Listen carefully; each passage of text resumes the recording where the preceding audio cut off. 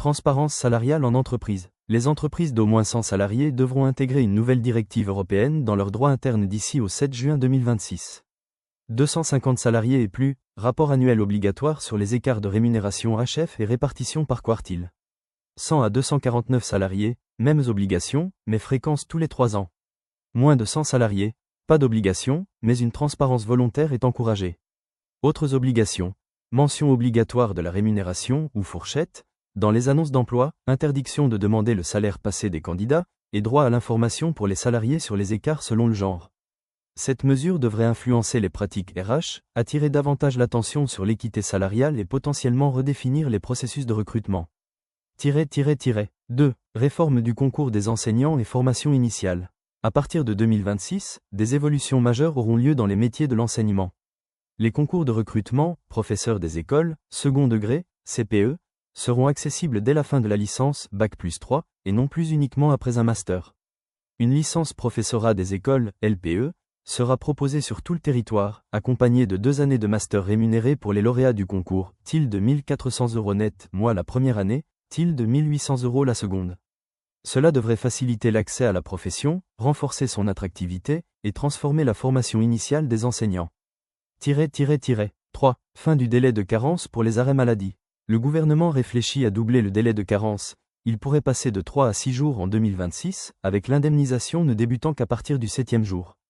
En parallèle, une proposition pour instaurer un jour de carence d'ordre public non indemnisé, tant par l'employeur que la sécurité sociale, est également évoquée. Pour les métiers où les arrêts maladie sont fréquents, santé, services, etc. Cela pourrait avoir un impact notable sur la rémunération en cas d'arrêt. 4. Nouvelle obligation de facturation électronique. La réforme de la facturation électronique, reportée, deviendra obligatoire pour toutes les entreprises à partir du 1er septembre 2026. Un an plus tard, à partir de 1er septembre 2027, cette obligation s'étendra aux TPE, PME et micro-entreprises. Cette mesure transforme les pratiques comptables et administratives des entreprises, avec une digitalisation obligatoire. 5. Chronotachygraphe intelligent pour les véhicules utilitaires. À compter du 1er juillet 2026, les véhicules utilitaires légers, 2,5 tonnes, effectuant du transport international ou du cabotage devront être équipés d'un chronotachygraphe intelligent de 2e génération. Cela implique une préparation technique importante pour les transporteurs et chauffeurs concernés. 6. DPE collectif pour les copropriétés de moins de 50 lots. L'obligation de réaliser un diagnostic de performance énergétique, DPE, collectif concernera, à partir de 2026, les copropriétés de moins de 50 lots. Ce pas supplémentaire s'inscrit dans une logique de transition énergétique, poussant les copropriétés moins importantes à se conformer au même calendrier que les plus grandes. 7. Élections municipales à Paris, Lyon et Marseille. La loi PLM, Paris, Lyon, Marseille, promulguée en août 2025, sera appliquée pour la première fois lors des élections municipales de mars 2026. 2 scrutins distincts. Élection des conseillers d'arrondissement, secteur et des conseillers municipaux, avec scrutin proportionnel à 2 tours.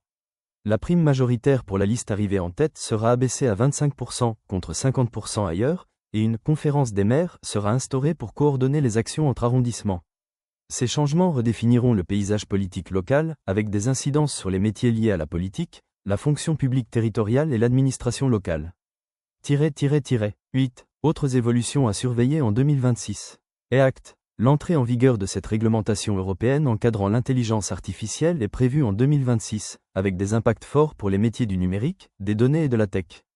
Zone à faible émission, ZFE, étendue à davantage d'agglomérations, dont Lyon, Strasbourg, Montpellier, Grenoble.